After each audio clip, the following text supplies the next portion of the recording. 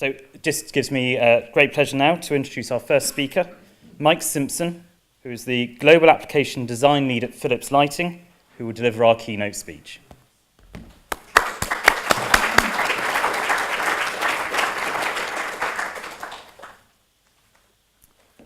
Thank you, Richard, and good morning, ladies and gentlemen.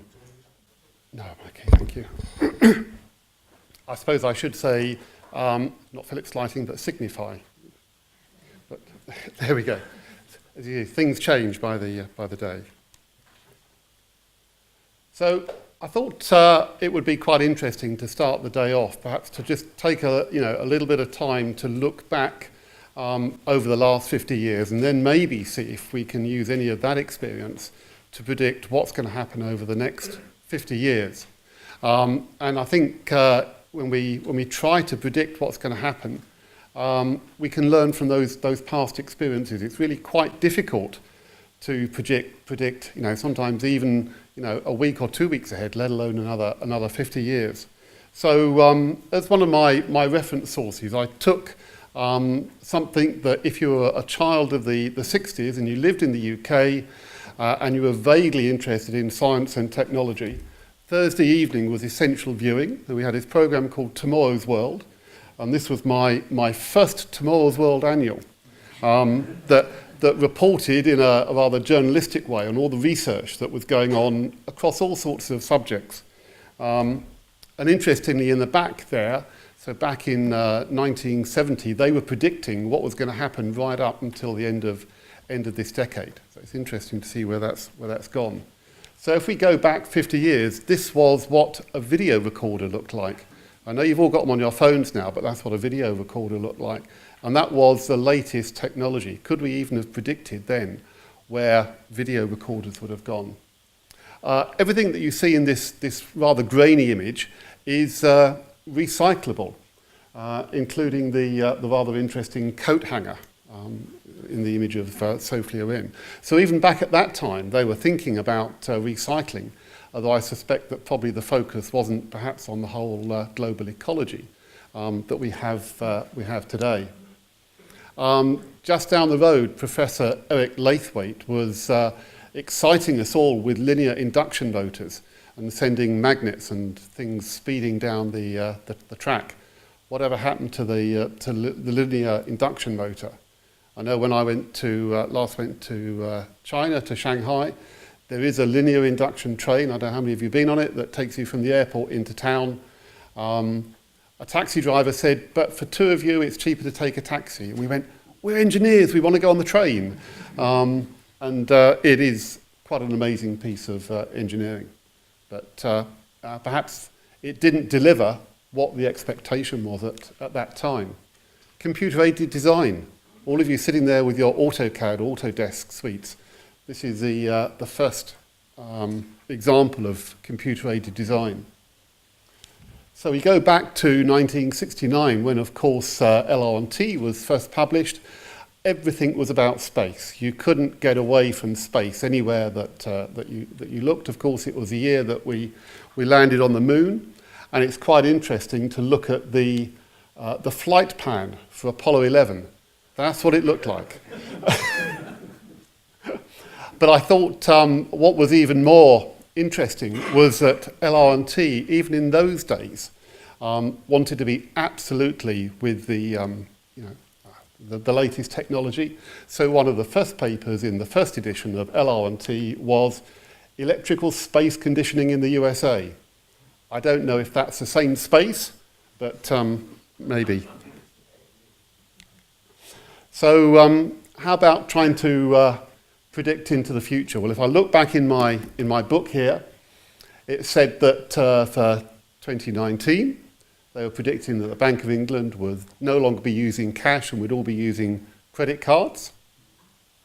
Well, I think we're sort of on the way to that. Compulsory birth control, I don't think we'll see that one. And supersonic land transport. So as you see, it's really difficult to predict what's going to happen into the future. So, what are our predictions for the next 50 years?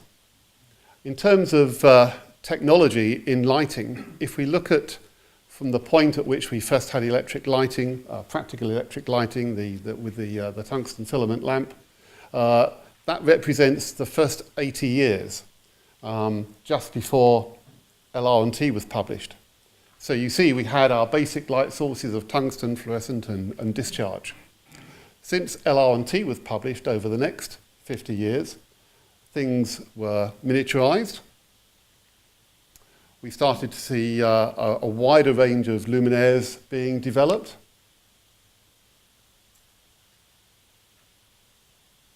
Lighting controls. So as time went on, we were more interested in how we could control the light, not just switching it on and off. Then we started to have some of the real high technology when lighting went electronic, with electronic controls, so getting rid of big magnetic coils and putting electronics in, and of course the introduction of the LED. And now we really start to move along, so we see a lot of that electronics coming into things that are smart, so things that you can run from your phone and apps and things like that. We see where lighting design has gone. We see a lot more integrated lighting now, perhaps rather than just screwing our products onto an existing building or structure. We see them being integrated into buildings much more. And everything is connected by the cloud, no longer bits of cable, and all of our lighting is becoming Wi-Fi enabled. So I think it would be really difficult, if you see where we were 50 years ago, to predict where we are today.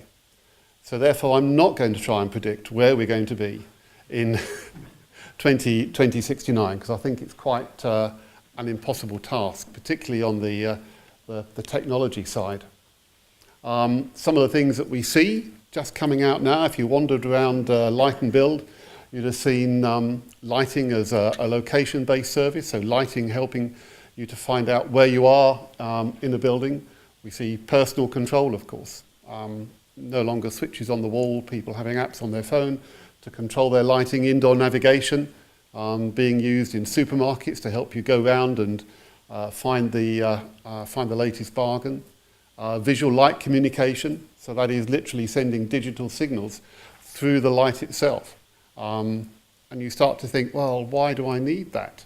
But I also went to a conference where they were talking about cybersecurity and the fact that somebody could sit outside your house and log into your router through your Wi-Fi and open the BMW that was sitting on your drive and drive it off.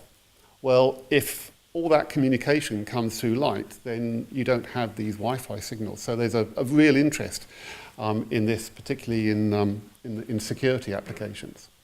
And then, yes, apps, Internet of Things, and perhaps we start to see virtual reality coming in as a way of visualizing the concepts and the ideas that we have to communicate our ideas about lighting and lighting design. So that is today. I think some of those things will point as to where we're going over the next 5 years. Who knows what will happen beyond that. But what about applications? I mean, I'm principally a lighting application person. I'm interested in using light to design. And as Ian said, you know, how can we use the research that we're doing to inform what we do and make better lighting designs? I can remember sitting at the Royal Institution many years ago, I think probably listened to Peter Boyce talking about equivalent sphere illuminance. What happened? It didn't appear in any of our codes and guides as far as I know. So I think I'm really keen that the research that we do goes in to really inform our guides and our use of light, and perhaps also gives us more information.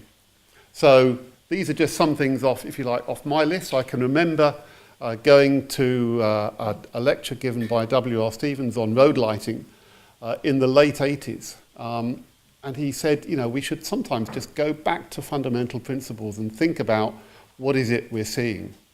And whenever I drive along the road, I do say to myself, is the way we design road lighting relevant? You know, the days of the black cat with Waldron and his experiments, empty roads looking for shadows on the road surface, is that really relevant? And what is actually the visual task when we're driving now? And how can we inform what we do to reduce accidents and try to prevent crime on our streets. So I think there's some work that we can do there. What about the future of sports lighting? Well, that's very much dictated by the broadcasters. They're the people that put the money in. And you think about what's happening with broadcasting and televisions. We've gone from high definition to 4K to 8K. The equipment is developing in the broadcast industry as fast as our lighting equipment is developing. And is our lighting practice keeping up with those changes? What about our homes? I mean, who could have imagined that we could have had the sort of lighting control to create these sort of effects in our home off of our phone? 15 years ago, when I moved into my current house, I installed what I thought was a reasonably sophisticated lighting control system that gave me a little bit of scene setting in our living room. Now, actually, I'm on the point of going under the stairs and disconnecting it all because I can do it all on my phone through Wi-Fi. But how can we help people who now have this technology available at their local do-it-yourself store to create good, well-designed lit environment and not perhaps spend the evening sitting in a room that's all red or all blue because that's what they happen to be able to control from their phone. There's, I think, a lot of talk, a lot of papers written about human-centric lighting, the way light affects our bodies, and that is beginning to appear in our lighting codes and our standards. But it would be really interesting to have some research that has measured that. We know the theory. We know we put people in a room or we give them certain light. It affects their biology.